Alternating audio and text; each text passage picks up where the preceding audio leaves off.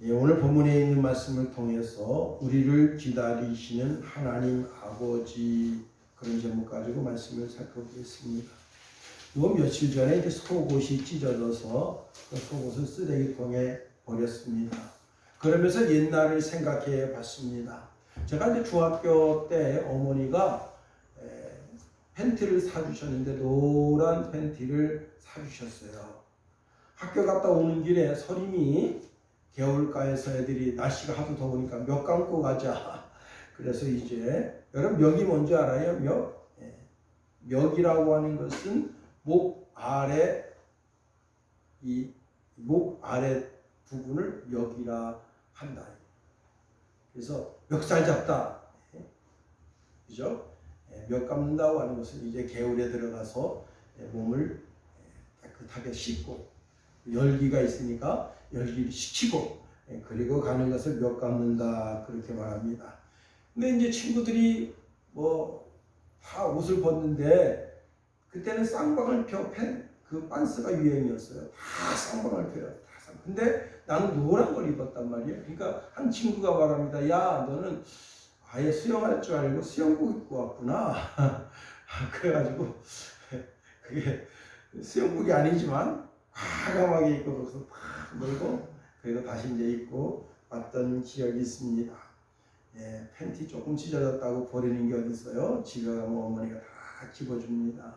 양말 빵꾸 났어요. 양말 빵꾸 나면 그 빵꾸 난 양말을 전등에다 딱 집어넣고 깜쪽같이 집어서 그 양말을 신었습니다. 그런 나라가 지금은 정말 온 국민이 이렇게 잘 사는 나라가 되었습니다. 이승만이 우리나라 대한민국을 세울 때 오직 예수만이 이 나라를 살릴 수 있다라는 생각에 내건 슬로건이 있습니다. 자유민주주의, 자유시장 경제 원리, 한미동맹, 그 다음에 기독교 입국론입니다.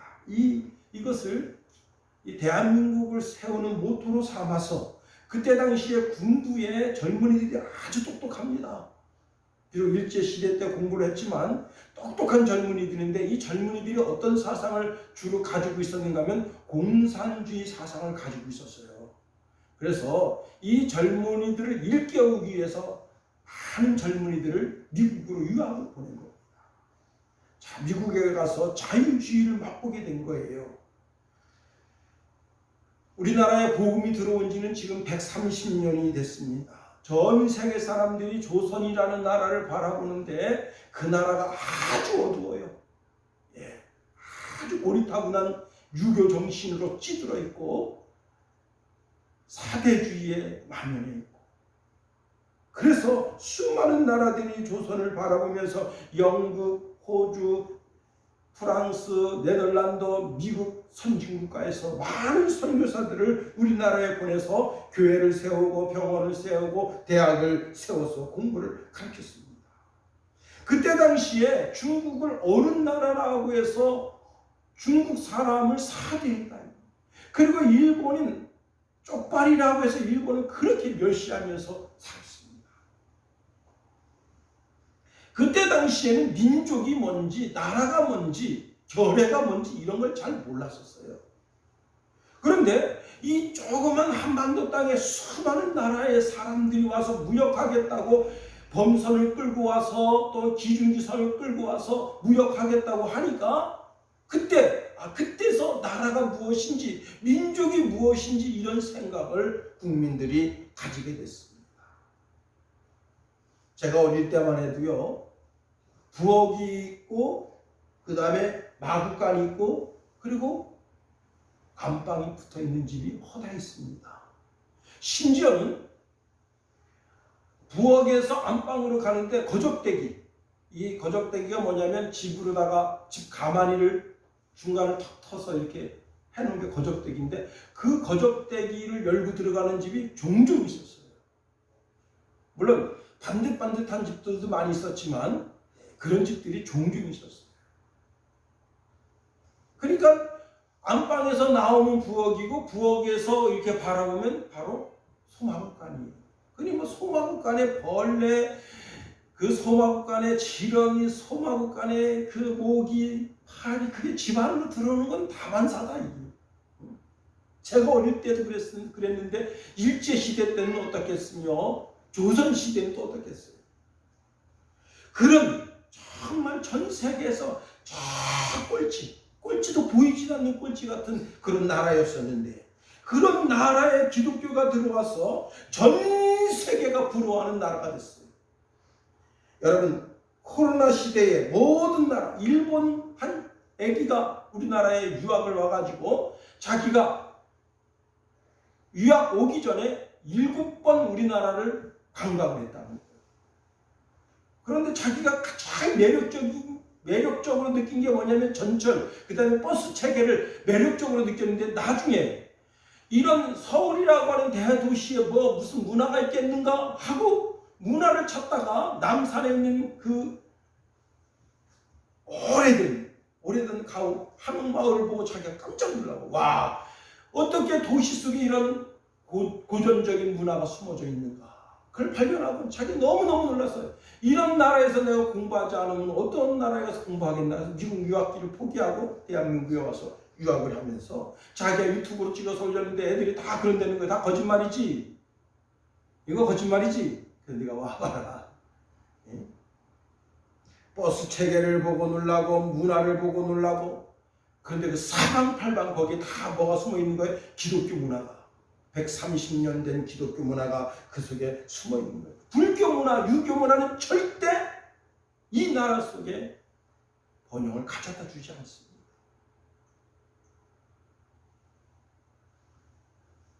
이 나라에 심겨진 복음의 도가 주님 오시는 그날까지 잘 지켜졌습니다. 이 나라가 정말 미국을 추월하고 전 세계 최상의 국가가 되는 그런 영광의 날이 있게 되기를 예수님의 이름으로 축원해드립니다. 오늘 본문에 가면 하나님 아버지께서 우리를 기다리신다, 하나님 우리를 기다리신다 하는 말씀을 주고 있습니다. 저는 기다린다 그러면 늘 생각나는 것이 두 가지가 있는데, 첫 번째는 의정부에서 포천으로 넘어가는 좌측에 한 어르신이 거기서 앉아서 집 나간 자기 아내를 기다리는 겁니다. 그 동네가 옹기종기 모여서 사는데, 한 30가구가 모여서 사는데, 이 여인네가 아주 팍팍한 삶을 견디지 못하고, 여보 나 서울 가서 돈 벌어올게요. 그리고는 집 나간 지 십수년이 넘었지만 돌아오지 않는데, 그 남편이 그 어린 젖먹이를 기르고 그리고 이제 그렇게 살다가 나중에는 자기가 그만 치매가 왔어. 자기 아내가 집 나간 걸, 그 사실을 기억하고 그 버스 언저리에 앉아서 계속해서 자기 아내 돌아오길 기다리고 있다. 기다리고 있어. 그리고 제가 이제 사역지를 서울로 옮기면서 그게 어떻게 되는지 모르겠는데, 또 기다림이라고 하는 단어를 생각하면 생각나는 것이 누가복음 15장에 집 나간 아들을 기다리는 아버지의 마음입니다. 그 아들이 모든 거 인생 다 망했어. 하는 사업마다 다 망하고 자기 건강도 망하고 이제 자기 마음도 마지막 무너졌는데, 그래도 내가 아버지 집에 가서 나를 품꾼 중에 하나로 써주십시오 라고 아버지 집을 향하여 가는데, 아버지는 멀리서 그 동네 길에 오고 가는 모든 사람을 쳐다보는데 저기에 키도 비슷하고 걸음걸이가 영락없이 자기 아들이에요. 그래서 상거가 멀지만 막 뛰어가서 보니 자기 아들입니다. 그래서 그 아들을 덥석 안습니다. 아들이 말합니다. 아버지, 죄송합니다. 제가 그 돈 다 날려버리고 거지 중에 거지가 됐는데 이제 아버지의 아들이라 그렇게 불리우는 것을 감당치 못하겠습니다. 이제 품꾼 중에 하나를 저를 써주십시오. 그랬더니 아버지가 하시는 말씀이, 야 이놈아, 그 무슨 말이야.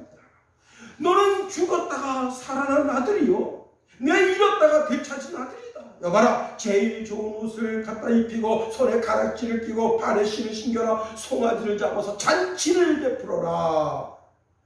이 아들은 내가 오늘 도로 되찾았다 한다는 겁니다. 여러분, 거기 보니까 그 그 기다리시는 그 아버지가 누구냐? 바로 하나님이십니다. 하나님 아버지께서 집 나간 아들을 기다리고 계신다는 겁니다. 여러분, 여행하면서 좋은 사람 만나기가 쉽지가 않아요.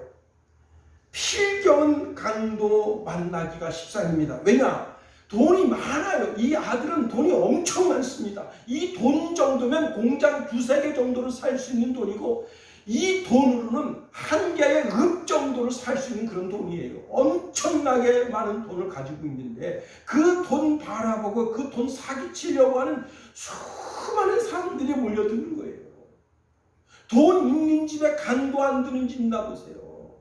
응? 돈 있는 곳에 사이버 이 도둑들이 들끓지 않는 곳 있나 보세요. 돈 있는 곳에 늘 항상 그 돈을 노리고 몰려드는 자폐들이 있는 겁니다.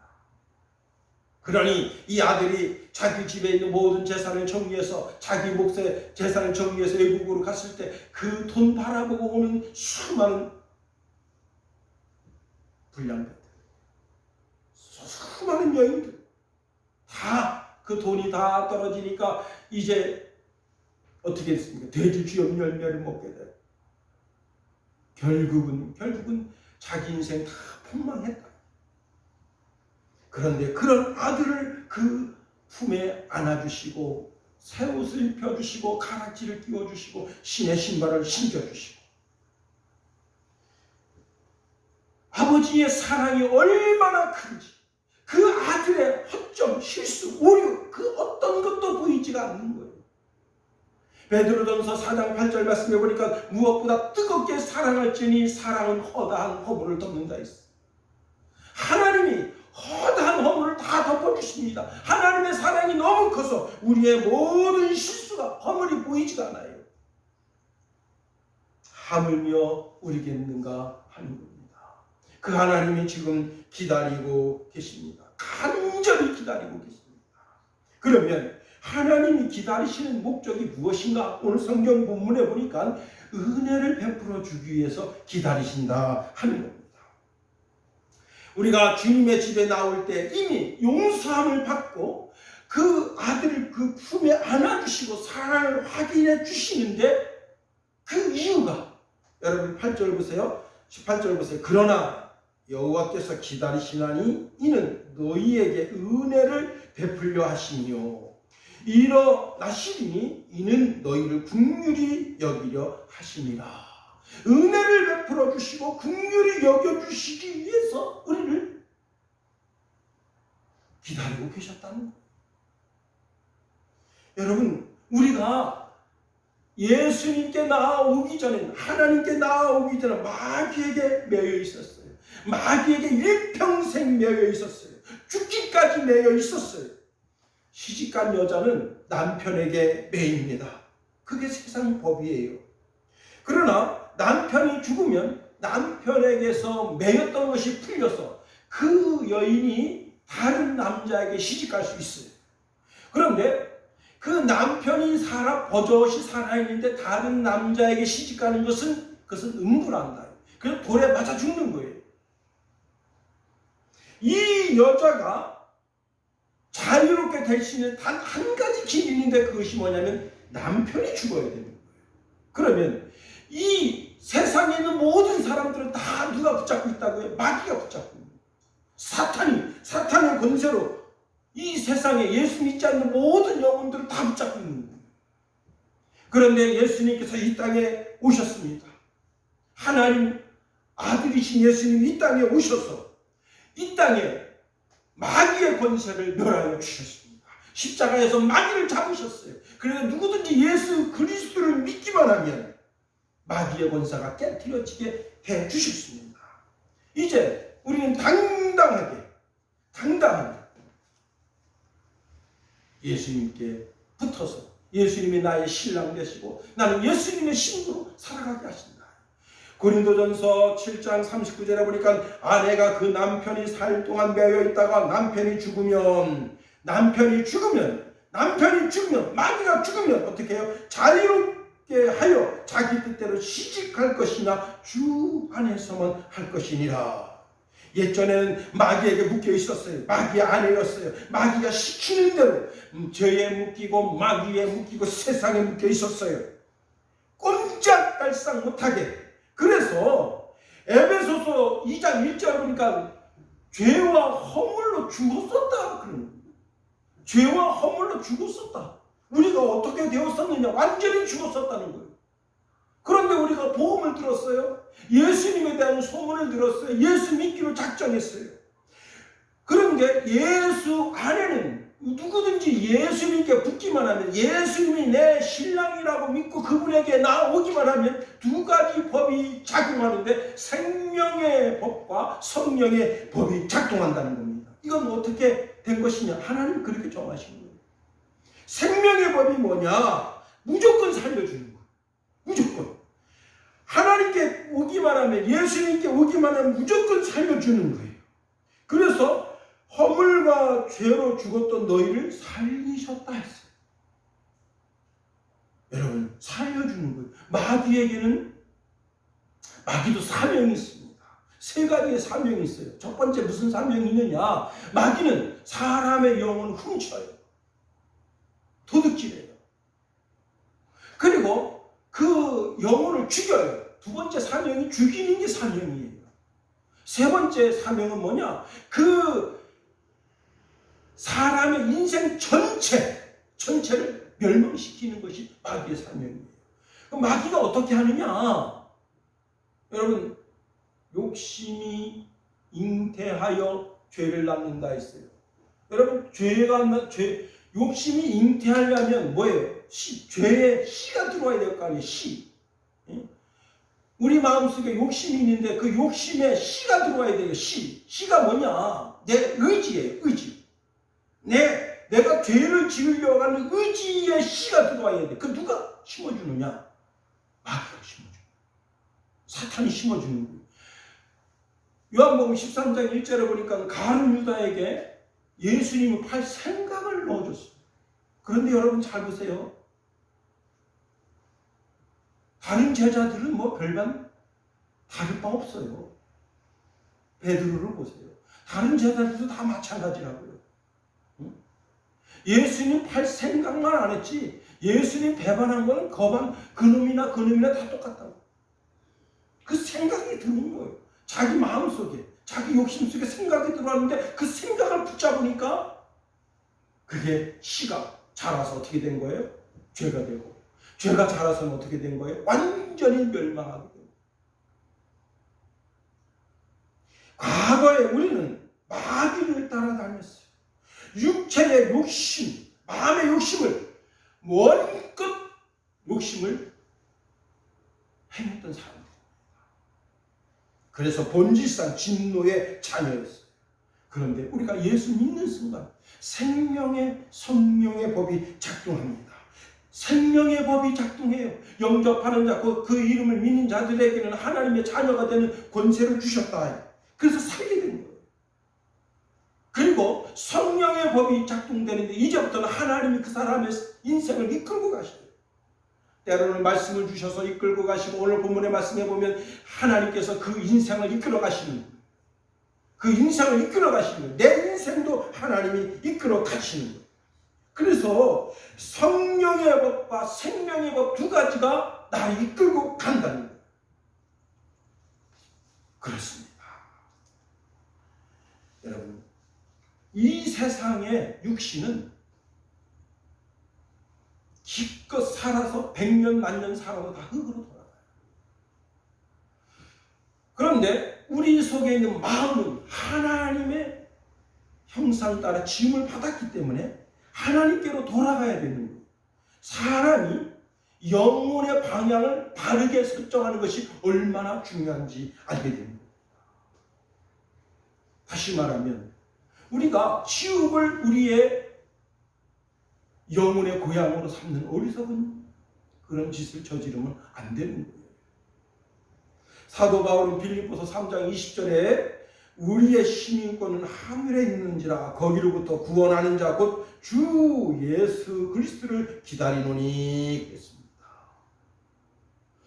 육신은 흙으로 왔으니 흙으로 돌아가는 것은 당연한 지사예요. 그런데 우리의 마음, 우리의 영혼이 하나님께로부터 왔으니 하나님께로 돌아가는 것이 당연이잖아요. 그 당연한 길을 여시기 위해서 이 땅에 예수님이 오셨고 죄와 허물로 죽었던 우리를 살리셨고 성령의 범으로 우리를 하루하루 이끌어 가셨습니다. 여러분, 대한민국 국민으로 사는 것도 얼마나 가슴 벅찹니까? 비록 육신은 대한민국 국적, 마음은 대한국민으로 살아도 영혼은 천국 시민으로 살아가야 하는 겁니다. 최근에 인터넷 뉴스에 영국의 베콤이라고 하는 여자 이야기를 싣고 있습니다. 이 베콤이라고 하는 여자는 15세에 IS에 가담했습니다. 2015년 2월 15일 날 시리아로 갔는데 자기만 간 것이 아니라 다른 두 여성을 끌고, 다 걔들도 15세예요. 15세 되는 그런 애들을 3명이서 시리아로 가는 비행기를 타고 가서 시리아에 거기서 미리 이제 이렇게 사전에 예약해 놓았던 남자를 만나서 이제 갔는데, 네덜란드 출신 IS랑 만나서 결혼을 했는데 새 아이를 했어요. 15세 벌써 결혼해가지고 지금 현재 상태까지 애 셋을 낳는데 애 셋이 다 죽고, 자기랑 같이 갔던 그 여자애들은 둘은 다 죽었대요. 그냥 병으로. 기가 막힙니다. 그리고는 2019년도 이제 영국 정부에다 대고, 내가 그동안 이 IS에 가서 이렇게 생한 거 크게 반성합니다. 영국으로 돌아가서 영국 시민으로 살고 싶습니다. 그랬더니 영국 정부에서 너는 IS를 도왔을 뿐만 아니라 너 사상을 우리가 믿어줄 수가 없다. 그래서 영국 정부에서 시민권을 반려했습니다. 그래서 이 여자가 지금 현재는 국제 사법 단체에다 지금 항소한 상태인데, 영국 법원은 지난 2월달, 올 2월달입니다. 이 베콤이라고 하는 여자의 입국을 허용하지 않고 있습니다. 세상은 그렇다. 얼마 전 아프간에서 한 남자가, 이 남자는 어떤 남자인가 하면 이제 테러를 주도했던 그런 남자인데, 자기 신분 세탁을 하고 숨어서 대한민국에 들어오려고 했었던 거예요. 사람 숫자, 비행기 사람 숫자를 세어보니까 숫자가 틀려. 한 명이 더 많아. 그래서 그 다음 기착지에서 거기서 비행기를 세우고 그 사람을 내리게 한 다음에 다시 오는 거예요.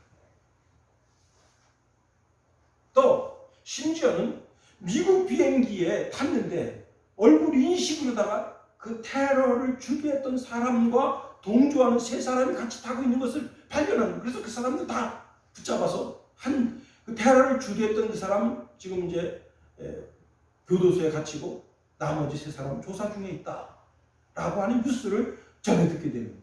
세상 나라는 어떤 실수와 오류, 범죄가 있으면 그 사람은 자기 나라에 입국하는 걸 허락하지 않아요. 그런데 하나님은 그렇게 하지 않아요. 하나님은 그 사람이 어떤 사람이든지 간에 자기 죄를 슬퍼하고 괴로워하면서 예수 그리스도를 구주로 믿고 이제 하나님의 자녀로 살기를 원하면, 예수님을 영접하면 그 사람이 누가 됐든지 그 사람의 죄를 용서하시고 하나님의 은혜와 긍휼을 덧입혀 주시기를 원하신다. 사실입니다. 하나님은 하나님의 은혜를 베풀어 주시기 위해서, 하나님의 긍휼하심을 베풀어 주시기 위해서 기다리고 계십니다. 두 번째로, 하나님은 우리의 예배를 기다리신다는 사실입니다. 자, 하나님께서 아브라함에게 축복의 말씀을 주십니다. 창세기 12장 1절 3절 말씀에 보니까 여호와께서 아브라함에게 이르시되 너는 너의 고향과 친척과 아비집을 떠나 내가 내게 보여줄 땅으로 가라. 내가 너로 큰 민족을 이루고 내게 복을 주어 내 이름을 창대케 하리니 너는 복의 근원이 될지라. 너를 축복하는 자에게는 내가 복을 내리고 너를 저주하는 자에게는 내가 저주를 내리리니 땅의 모든 족속이 너로 말미암아 복을 얻을 것이라 하신지라. 너를 복의 근원이 되게 해주겠다. 그렇게 말씀해 주셨어요. 자신이 복의 근원이 된다. 그런데 아브라함이 그 약속의 말씀을 믿고 가는 곳곳마다 예배드렸어요. 가나안 땅에 갑니다. 창세기 12장 7절에 보니까 거기에 제단을 쌓고 하나님께 예배드렸다. 8절에도 제단을 쌓고 예배를 드렸다. 13장 4절에도 13장 18절에도 그가 제단을 쌓고 하나님께 예배를 드렸다. 왜? 하나님이 예배를 기다리십니까? 여러분, 어린 사무엘이 미스바에 모였을 때 어린 양을 잡아서 온전한 번제를 하나님께 영광 올려드립니다. 그런 때 블레셋이 쳐들어왔어요. 그 이스라엘 백성들이 막 간담이 선을 한 거예요. 왜? 지금 그 미스바에 모여있는데 저쪽 반대편 쪽에는 지금 블레셋 군대가 여기 지금 이스라엘 백성들이 몰려와서 예배드리고 있는 걸 보면서 쳐들어오고 있는 거예요. 스물스물 오고 있어. 여러분, 눈 시력이 얼마인지는 모르지만은 시력이 좋은 사람이, 아니 많은 병을 가지고 있는 사람이 멀리 봅니다. 저기서 막 인민군이 막 탱크를 앞세우고 막 스물스물 와요. 그때 어린 양 하나를 잡아서 온전한 번제를 하나님께 영광을 올려드렸습니다. 이스라엘 백성들이 마음이 막 동요됩니다. 그때 사무엘 선지자가 하나님께 부르짖어서 기도했어요. 그랬더니 놀라운 일이 생깁니다. 이때 당시에 이 블레셋 군대는 전부 철기 병기로 무장했어요. 여러분, 이스라엘은 병기가 뭐냐? 동이에요, 동. 동과 철이 만나면 어떻게 되겠어요? 깨면 안 되지. 철병기하고 동으로 여러분 집에 동으로 만든 야한 그릇 있죠, 야한 그릇. 야한 그릇은 주먹을 팍 쳐봐요. 쭉 우러지지. 철로 된 그릇 쳐보세요. 주먹 깨져. 강도가 틀려요. 그런데 사무엘 선지자가 거기서 부르짖어 하나님께 기도합니다. 놀라운 일이 생겼어요. 어떤 일이 생겼느냐? 천둥 번개가 막 치기 시작하는 거예요. 천둥 번개가 쳤다는 말이 뭐예요? 천둥 소리, 우레 소리가 막 블레셋 진영 속에서 나는 거예요. 그게 무슨 뜻이에요? 번개를 때리는 철병기를 들고 있는 그들에게 한 번 번개 때리면 100여 명씩 나가 자빠져 죽어. 심장마비로 죽습니다. 미스바에서 예배드리면서 하나님의 은혜를 간절히 사모했던 이스라엘 백성들, 그들을 거기서 구원해 주시고, 블레셋은 그날 그 전쟁에서 그냥 스스로 절기가 꺾인 거예요. 여러분, 하나님은 예배를 기다리신다. 더 나아가 예배를 기다리실 뿐만 아니라 예배 드리는 자를 찾으신다. 요한복음 4장 23절 24절에 보니까 아버지께 참되게 예배하는 자들은 영과 진리로 예배할 때가 오나니 곧 이때라. 아버지께서 자기에게 이렇게 예배하는 자들을 찾으시느니라. 하나님은 영이시니 예배하는 자가 영과 진리로 예배할지니라. 하나님은 우리가 얼마나 예배를 잘 드리는지를 보고 계신다 하는 겁니다. 모이기를 배하는 어떤 자들의 습관과 같이 하지 말라고 말씀하십니다. 우리가 오늘 예배 드리는 날, 이 날을 거룩한 주일이라, 안식일이라고 선언하면서 이때 발길을 하나님의 집을 향하고 오락을 추구하지 않냐고, 쾌락을 추구하지 않냐고, 그리고 안식일을 즐거운 날이라, 여호와의 성인이라, 존귀한 날이라고 고백하면서 사사로운 말도 하지 않냐고, 오락도 구하지 않냐고 신앙 가운데 있기를 간절히 원하신다. 이렇게 안식일을 지키면서 안식일 안에서 즐거워하고 하나님을 높이면 하나님의 기업으로 우리에게 얻게 하신다고 말씀하십니다. 이사야서 58장 13절 14절에 보니까 만일 안식일에 내 발을 금하여 내 성일에 오락을 행하지 아니하고 안식일을 즐거운 날이라 여호와의 성일을 존귀한 날이라 하여 이를 존귀하게 여기고 내 길로 행하지 아니하며 내 오락을 구하지 아니하며 사사로운 말을 하지 아니하면 내가 여호와 안에서 즐거움을 얻을 것이라. 내가 너로 땅의 높은 곳에 올리고 내 조상 야곱의 기업으로 기르리라. 여호와의 입의 말씀이니라. 제가 인천 한 교회를 섬기는데 거기 노종성이라고 하는 분이 있었습니다. 근데 그 아내가 예수를 믿어요. 근데 아주 이 아내분이 진짜 천사표예요, 천사표. 처음에는 이제 주일날만 예배를 드리러 나왔는데 나중에 이제 구역 예배도 드리고 수요 예배도 드리고 그런데 교회에서 부활절 때가 돼서 40일 작정 기도회를 한 거예요. 근데 사모님이 성도님 꼭 나오셔서 은혜 받으세요. 그리고 하나님 앞에 40일 작정하세요. 새벽 예배 드려야 한다는 중요성은 알았지만 남편이 아주 강력하게 교회 못 다니게 합니다. 낮에 가는 것도 여보 나 마트 갔다 올게. 그리고는 살짝 가서 예배 드리고 가는 거고, 구역 예배야 남편이 직장에 가 있으니까 모르잖아요. 그래서 뭐 구역 식구도 자기 집에서 들여다가 예배 드리고 막 그러는 건데, 사모님이 이번에 그냥 부활절가 됐으니까 꼭 와서 예배 드려, 새벽 예배 드리세요. 그래서 약속을 하는 거예요. 남편이 자는가 안 자는가 해서 새벽에 몰래 일어나가지고 성경책 끼고 교회 와서 예배드리고 그리고 가고 그렇게 하는데 며칠 몇 날 있다가 남편이 보니까 이 옆에 내가 벌떡 일어나서 교회를 갑니다. 처음에는 화장실 가나 했는데 아니야. 1시간 있다가 와요. 나중에 뒤를 가는 거야.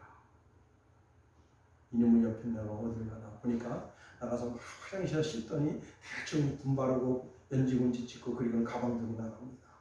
쫓아갔더니 교회를 가는 거야. 이 노종성 집사님 말씀으로 그래요. 목사한테 미친년들이 그렇게 많더라. 왜? 그 특별 새벽 예배라 그냥 다 성도들이 거번 나왔어. 다 여자들이 많잖아. 그래가지고 저 문에서 이 미친년, 저 목사한테 미친 눈 맞은 년들이 어떤 놈들인가 이렇게 보고 있는데 사모님이 그날 늦게 나왔어요. 사모님이 늦게 나와서 저기서 딱 나오다가 어떤 남자가 지켜보니까 딱 잡은 거야. 그래서 사모님 덩치가 커요. 예. 우리 김성훈이만 해 덩치가.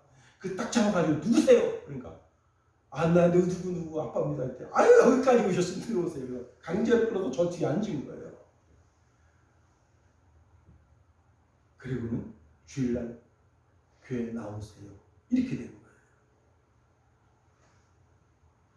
자, 새벽 예배까지 나왔는데 주일날 못 나온 기억에서 강제로 끌려서 교회 나왔는데 그분이 그래요. 교회 와서 딱 앉았는데 신비로운 빛이 자기를 감싸더라고요. 7번 빛이 신비로운 빛이 자기를 이렇게 막 감싸더라는 거예요. 교회 안이 굉장히 밝게, 아주 진짜 밝게 되더라는 거예요. 그래서 이게 뭐가 있구나. 그래서 그때부터 예수 믿게 됐다는 거예요. 하나님은 교회에서 교회의 그 발걸음을 인도하시고 예배 받기를 기다리신다 하는 겁니다. 더 나아가 하나님은 우리의 찬송과 우리의 기도를 기다리신다 하는 겁니다. 자, 솔로몬이 성전을 지어드렸어요. 그리고 성전을 성전이라고 말하지 아니하고 기도의 집이라 했다. 기도의 집이라고 부르는 것을 더 좋아했다. 이사야서 56장 7절에 보니까 내가 곧 그들을 나의 성산으로 인도하여 기도하는 내 집에서 성전을 기도하는 내 집이라고 하나님이 직접 말씀하셨다. 그들을 기뻐할 것이요 그들의 번제와 희생을 나의 제단에서 기꺼이 받게 되리니 이는 내 집은 만민이 기도하는 집이라 일컬음을 받게 될 것임이라 말씀하셨습니다. 솔로몬이 성전을 지어서 성랑식을 해드려요. 맨 마지막 대뒷불을 올리는 것을 성랑식이라고 하는데 성랑식을 해드려요. 그런데 그날 밤에 하나님께서 솔로몬에게 나타나셔서 말씀하십니다. 너 이놈아 정신 바짝 차려. 너도 그렇고 너 자손 다 대대 신앙생활 잘해라. 그렇지 않으면 이 성전이 돌 하나에 돌 하나 남지 아니하고 다 무너뜨려진다. 성령식 하는 날 하나님이 그런 말씀을 주십니다. 아니 7년 동안 밤낮으로 고생하며 성전을 지어드렸는데 하나님이 그 말씀하시는 게 뭐예요? 신앙에서 이탈될 걸 하신 거야. 여러분, 우리가 신앙에서 이탈되면 여러분이 쌓아놓은 부와 영광과 명예 다 하나님 허락하십니다. 특히 우상 숭배하면 하나님 짓밟아 버리셔요. 아주 짓이겨 버리십니다. 정신 바짝 차려야 돼요. 우상 숭배하는 거. 하나님이 제일 싫어하는 일이에요. 자, 돌 위에 돌 하나 남지 아니고 다 헐어지리라. 그리고 이 나라도 망하게 되고 다른 나라 사람들이 와서 이 나라에 있는 모든 쌓아오는 부와 영광과 존귀 모든 거 다 가져가고 이 나라에 거지들만 와서 살게 된다. 그런데 하나님이 한 가지 약속을 주십니다. 내가 하다가 사업이 망했어. 내 자녀가 뭐 이상해. 그래서 내가 그래. 내가 하나님께로부터 멀리 떠났구나. 나의 신앙을 새롭게 해야지. 근데 지금 예루살렘 성전은 어떻게 됐어요? 허물어져서 없어. 그래도 그 예루살렘 성전을 바라보면서 기도하면 하나님께서는 하나님의 눈과 귀와 마음을 거기에 두시겠대. 그래서 기도하는 사람의 기도를 그 성소에서 기다리신다는 거예요. 그런데 잘 들으세요. 이 땅에 있는 성전이 허물어졌지만 하늘 성전이 있고 이 땅에 예루살렘 성은 짓밟혔지만 하늘에 있는 새 예루살렘 성은 그 누구도 짓밟을 수가 없다는 거예요. 거기에서 우리의 기도를 기다리신다. 우리 하나님 우리의 기도를 기다리신다. 우리의 찬송을 기다리신다. 우리가 성전에 나와 마음껏 기도하는 것을 그 기도를 들으시기를 원하시고 찬송하는 것을 듣기를 원하신다. 그렇습니다. 내 마음 내 진정을 쏟아놓는 것을 하나님이 원하신다. 너희는 먼저 그의 나라와 그의 의를 구하라. 그리하면 이 모든 것을 내가 더해 준다. 여기서 더 중요한 것이 있어요. 우리도 기다리라고 말씀하시는 거예요. 우리 한번 18절 말씀 다 같이 한번 읽어봅니다. 18절 말씀 시작. 그러나 여호와께서 기다리시나니 이는 너희에게 은혜를 돌려하시며 일어나시리니 이는 너희를 긍휼히 여기려 하심이라. 대저 여호와는 정의한 하나님이시니라. 그를 기다리는 자마다 복이 있도다. 하나님이 그렇게 우리를 기다리시고 은혜를 베푸시기를 기다리시고 긍휼을 베풀어 주시기를 기다리시고 예배를 받으시기 위해서 기다리시고 우리가 기도하고 찬송하는 것을 기다리시는데 너도 기다려라. 우리에게 그렇게 말씀하고 계십니다. 대저 여호와는 정의의 하나님이시라. 그를 기다리는 자마다 복이 있도다. 너도 기다리는 신앙이 되라 말씀하십니다. 어느 회사에서 회사원을 뽑는데 한 방에 다 불러 모아놓고는 면접 시간은 10시서부터 12시입니다. 그리고 아무도 안 불러요. 처음에 한 10분이 지났을 때 사람들이 다 다소곳이 서 있었는데 10분이 지나니까 그때부터 사람들이 이거 뭐야 면접 본다더니 한 사람도 안 불러. 그리고 20분이 지나니까 그때부터 잡담하기 시작하고 30분이 지나니까 그때부터 화를 내기 시작합니다. 그리고 이놈의 회사 썩었구만. 아주 사람 이거 뭐 하는 거야. 이거 불러다 모아놓고. 그리고 막 회사를 비토하기 시작합니다. 그런데 어떤 사람은 자기 할 일 노트북 꺼내놓고 막 검색을 하고 뭐 이렇게 하는 거예요. 어떤 사람은 책을 꺼내놓고 책을 읽고 있고. 그리고 12시가 됐습니다. 면접은 끝났습니다. 아니 아무도 면접을 안 했는데 어떤 면접을 했단 말이에요. 우리 면접은 사이버 면접인데 여러분이 2시간 동안 이 공간에 있으면서 그 시간을 어떻게 활용하는가를 보았고 또 여러분이 어떤 불평불만을 쏟아놓는가 그런 걸 다 이미 면접을 했습니다. 돌아가십시오.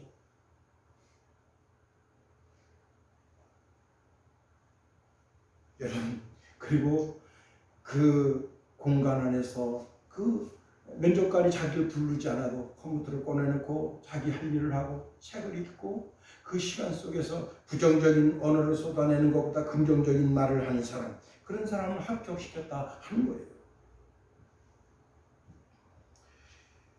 뉴욕의 어느 목사님이 에브라함 링컨이 쓰던 그 성경책, 긴 성경책을 가까이 가서 들여다보게 됐는데 시편 37편 7절 말씀이더라 하는 겁니다. 여호와 앞에서 잠잠하고 참아 기다리라. 깜짝 놀랐어요. 여호와 앞에서 잠잠하고 참아 기다리라. 자기 길이 형통하며 악한 꾀를 이루는 자로 인하여 불평하지 말지어다. 에브라함 링컨도 참아 기다리는 사람이었구나. 자기 하나님 앞에 기도해놓고 하나님 이게 반드시 이루어져야 되겠습니다. 그 말씀을 꽉 잡고 참아 기다리는 사람이었구나. 에브라함 링컨을 이야기했으니까 에브라함 링컨의 신앙의 원조가 된 아브라함 어땠습니까? 하나님께서 너 씨로 말미암아 천하 만민이 복을 받으리라 그랬는데 10년이 지나도 애가 없어요. 그래서 어떻게 했어요?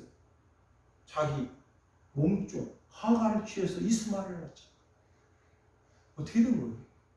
여러분 지금까지도 싸워대는 게 이스마엘 후손과 이삭의 후손이 싸워대는 거예요. 응?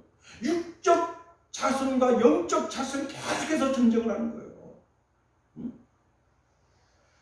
아니 하마스 얘네들이 그냥 500만 원, 600만 원짜리 그거 로켓포 견착기가 탁탁 쏘는데 그걸 30억, 40억짜리 아이언돔 돌려가지고 그걸 참 우리나라 하나에 40억, 50억짜리 폭탄 갖다가 그걸 막아대고 있잖아요 지금. 유치원에 하나 죽였다 그래가지고 막 대대적으로 폭탄, 예? 이스라엘에서 막 엄청나게 막 폭탄 쏟아붓잖아요. 왜? 못 기다리고 하나님의 약속의 말씀을 못 기다리고 육적 아들을 낳으니까 기다릴 줄 아는 지혜가 있어야 되는 거예요. 히브리서 10장 3절 23절 말씀해 보니까 또 약속하신 이는 믿으시니 우리가 믿는 도리의 소망을 움직이지 말고 굳게 잡아라. 하워드 위드먼이라고 하는 분이 이런 말을 했습니다. 인생은 기다림의 연속이다. 자, 어린아이가 자전거를 탈 때 기다리고, 여러분 자전거에서 수십 번 넘어져야 자전거 타게 되는 거예요. 청소년은 자동차 몰 때까지 기다리고, 의학도는 면허 받을 때까지 기다리고, 젊은 부부는 집 살 때까지 기다리고, 인생은 기다림의 연속이다. 하물며 하나님의 백성들이 하나님의 전에 와서 예배하고 하나님 전에 와서 기도하고 하나님께 찬송하면서 하나님이 주시마 약속하신 은혜와 긍휼을 던지기 위해서 참아 기다리는 지혜가 있어야죠. 그렇습니다. 참아 기다리는 지혜가 있어야 돼요. 내가 예수 믿어봐도 별일 없네. 하나님 복 주신다 하셨는데 그리고 탁 돌아서면 하나님 복 주시려다가도 얘는 안 되겠구나. 기다릴 줄 모르는구나.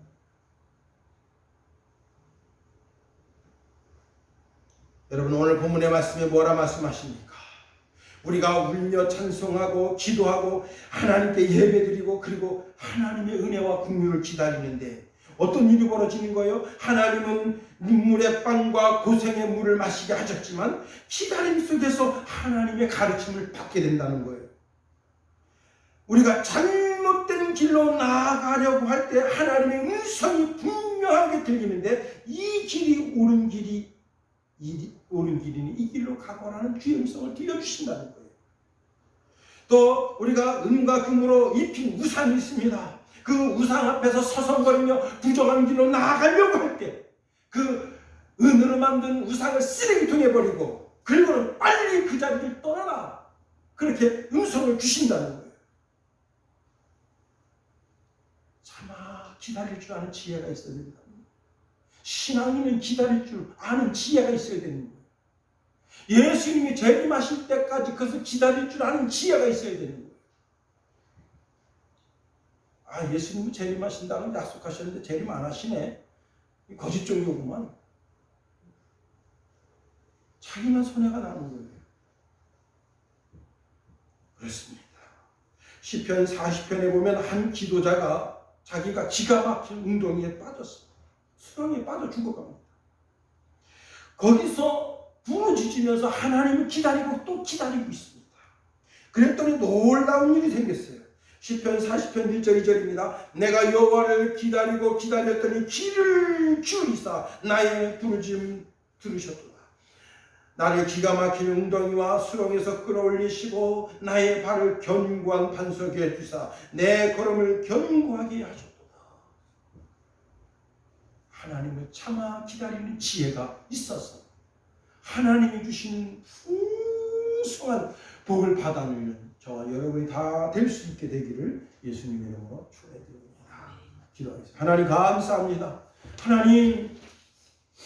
하나님이 나의 아버지 되신 것이 감사하고 하나님이 나를 기다리시는 것을 감사하고 내게 은혜를 베푸시고 긍휼을 베푸시고 내 예배를 받으시기 위해서 기다리시고 내 찬송을 내 기도를 기다리시는 하나님, 내 평생에 하나님만 예배하며 나아가며 또 우리도 기다릴 줄 아는 신앙인으로서 인내하며 하나님의 은혜와 은총과 은택을 기다리는 신령한 주의 백성 다 되게 하소서. 예수님 이름으로 기도합니다. 아멘.